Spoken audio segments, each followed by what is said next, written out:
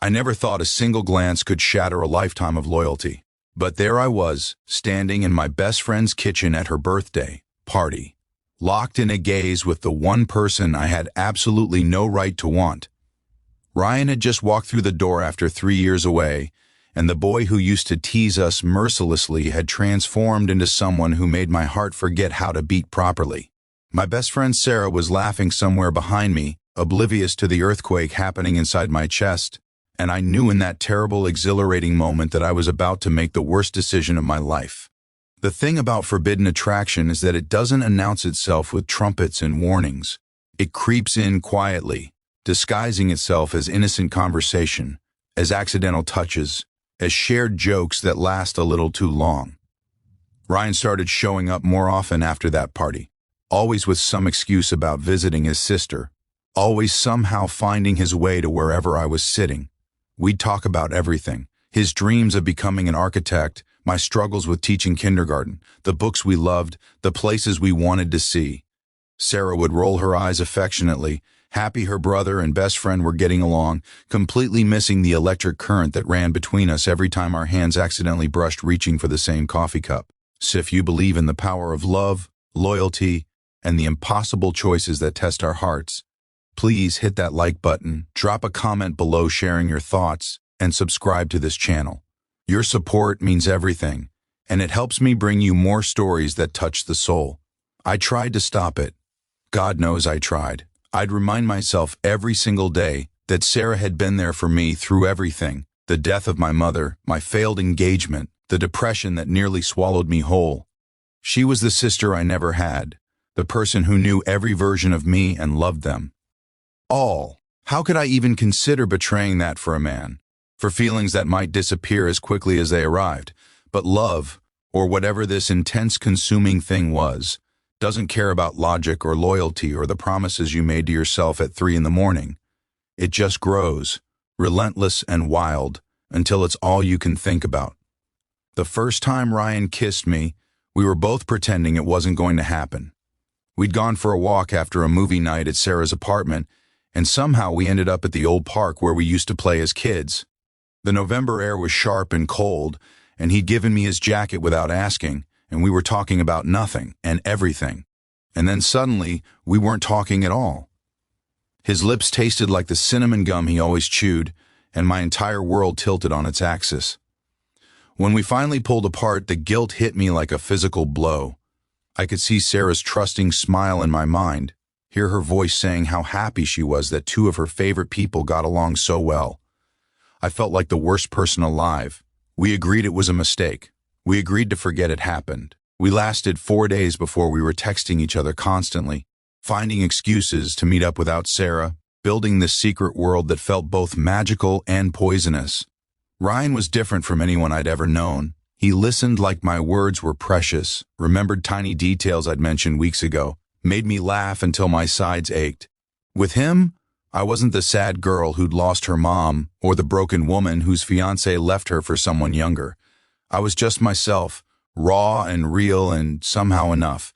But every moment of happiness was shadowed by the deception, by the lies I had to tell my best friend, by the sick feeling in my stomach every time Sarah talked about how glad she was that I was single because it meant more time for our friendship.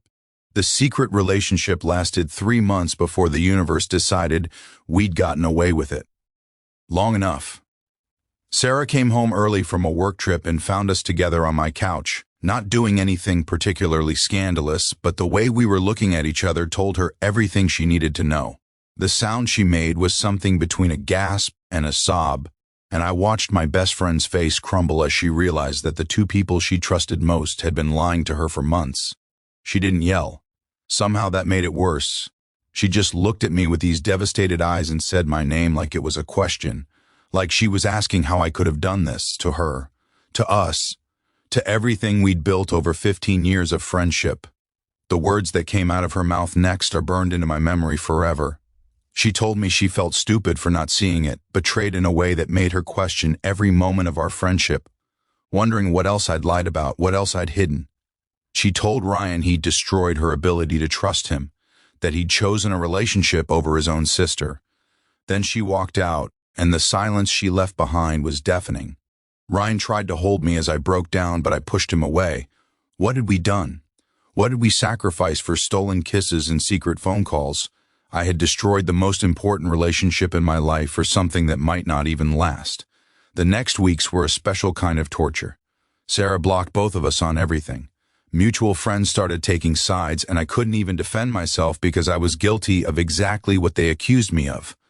I'd betrayed my best friend. I'd hidden a relationship with her brother. I'd lied and deceived and chosen romantic feelings over a friendship that had survived everything life threw at us. My apartment felt haunted by memories of Sarah, all our movie nights and wine-drunk conversations and lazy Sunday brunches. I couldn't eat, couldn't sleep, couldn't function. Ryan was going through his own hell, having lost his sister's respect and trust, but I found myself resenting him too, even though that wasn't fair. This wasn't just his fault. It was mine. Maybe more mine than his. I ended it with Ryan after a month of Sarah's silence.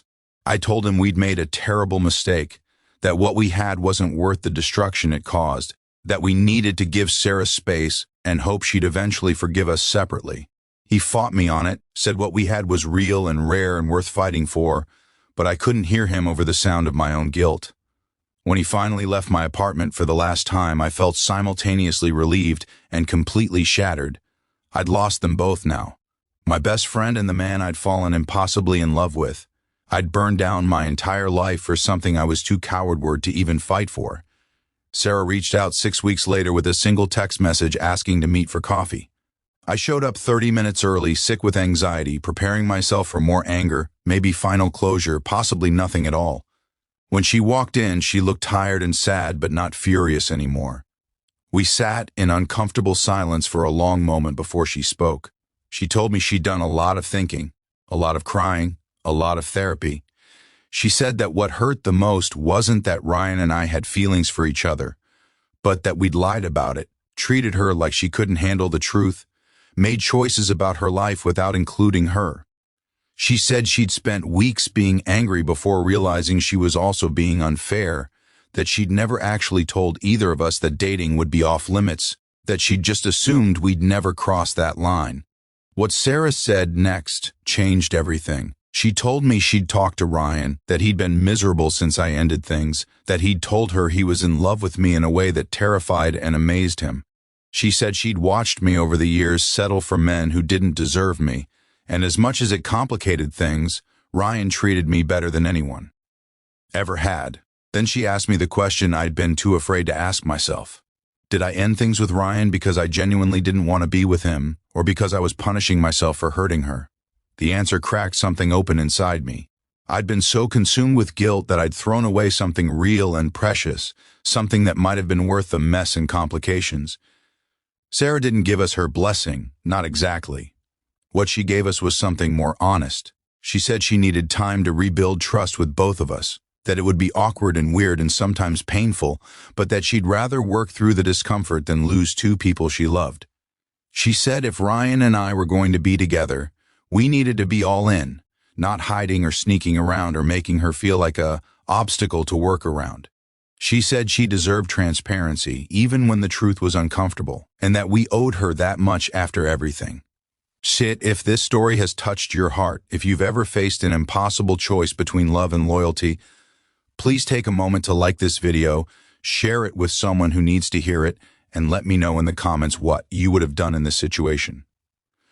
Ryan and I started over, slowly and carefully this time, with Sarah's knowledge and eventually, gradually, with something approaching her acceptance. It wasn't easy. There were awkward family dinners and moments when Sarah had to leave the room because seeing us together still stung. But there were also breakthrough moments.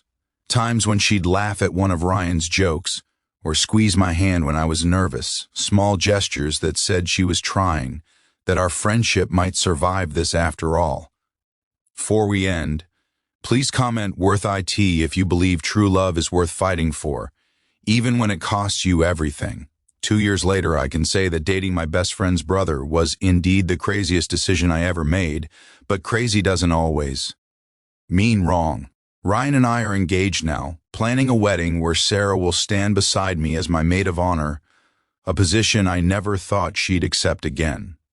Our relationship isn't perfect. We still carry the scars of how we started, the guilt that sometimes resurfaces, the extra effort we have to make to include Sarah in our lives.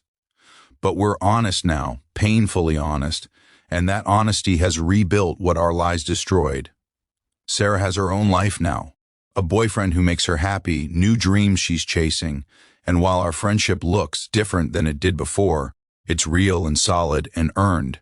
Sometimes the craziest decisions lead us exactly where we need to be, even if the path there breaks us first. Sometimes love requires us to lose everything before we can truly appreciate what we've found.